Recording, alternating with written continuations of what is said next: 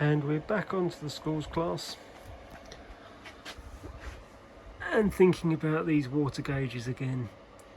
Now let's get to sorting out that top fitting. So I've made a new piece of tube, thread on the bottom, thread inside, ready to take the gland nut and the top for the water gauge top. This is how it's going to be. Might need changing height wise ever so slightly.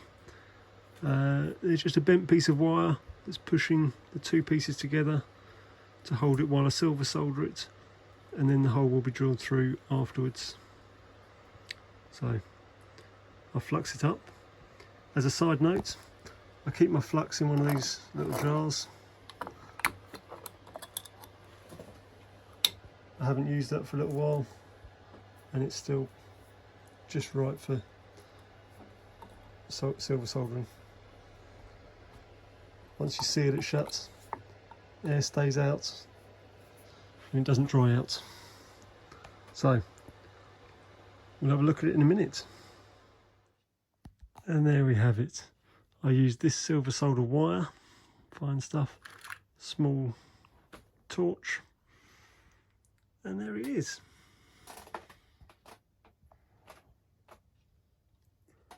So I'm going to wait until the new glass has turned up before I put that into the engine, just to make sure that it fits through the body, and then I can just ease the hole through it if it needs to be made a little bit bigger. So when the glass turns up, we'll be back. I've got to admit, I very nearly forgot to drill out the fitting, but put it up in the pillar drill and just very carefully, very gently drill through. And there you go. I couldn't resist the temptation to just put it in place and see what it looked like. Still waiting for the glass to turn up, but yeah, I think it looks about right. Good news, the correct size gauge glass has now turned up.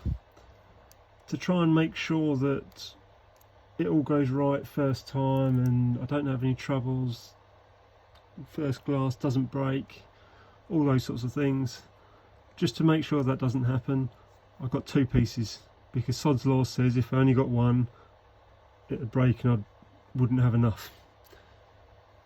The first thing, I'm just checking the glass fits through the top fitting, which it does. It's a nice fit. So the next job is put the top fitting back into the boiler. I'll put the glass in. I'll actually mark on the glass just there below the nut, below the thread, and then I can cut the glass above the line and fit it. So here goes. So a slight problem. I've got it in the right position for the gauge glass. However, I don't know how well you can see. There's a couple of threads exposed. I'm going to make a spacer to go behind the water gauge so that it can be done up tightly and still line up. If I take the glass out, wind it in another turn, then as you drop the glass in, it misses the bottom gauge. It's too close to the boiler. So yeah, I will make a little spacer, put it behind there, and then get back to you. So here we go. I've made the spacer now, and the glass drops in nicely. You see the spacer at the back there, just about. Glass drops in nicely. I've used some Loctite 577 thread locker to thread sealant to put the gauge glass fitting in. I'm getting a bit cold out here tonight, my back's starting to hurt, so tomorrow I will cut the glass to length, pack the blend nuts and put it all back together. So impatience got the better of me. It's gone 10 o'clock coming out here. It's still cold, well, the heater's on. I just couldn't leave it with the glass pushed in place but not, or dropped in place but not finished.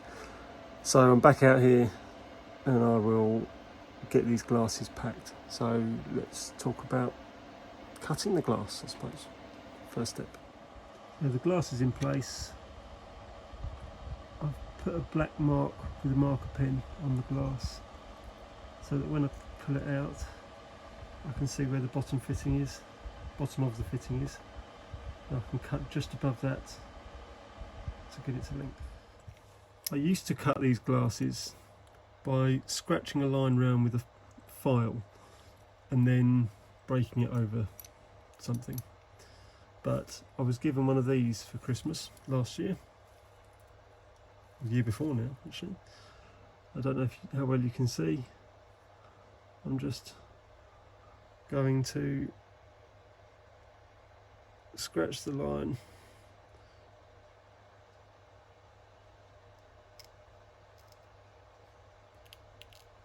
nice and delicately, and now I've just got to work out where that went. That went pretty well. I've just tried it in the engine. It fits beautifully. But what I'm going to do next just rounds off.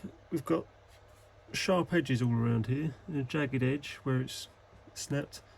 So what I do, I just heat up the top just to let it melt the edges to smooth it off.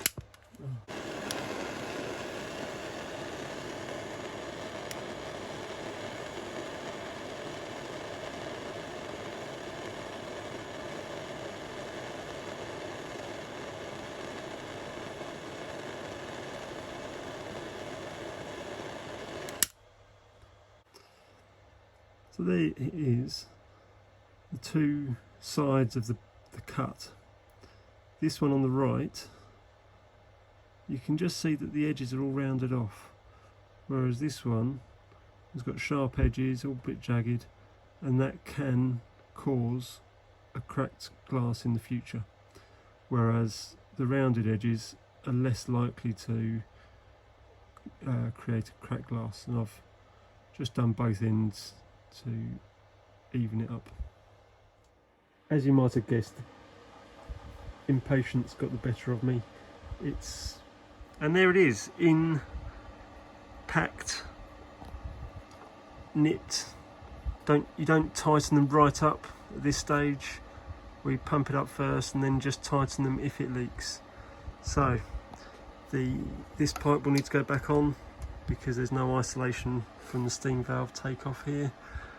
And same on the other side, I'll need to put the pressure gauge back on because, well, partly while I'm at home I've got no way of knowing what pressure's in the boiler, and secondly it is I'd need to blank it off somehow. So yeah, that's definitely a job for tomorrow. Who knows, I might end up putting these on tonight so it's ready to just pump up tomorrow.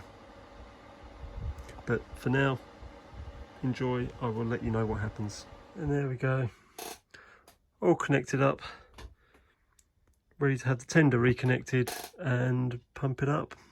But that is definitely waiting for tomorrow. I am too cold now. Good night.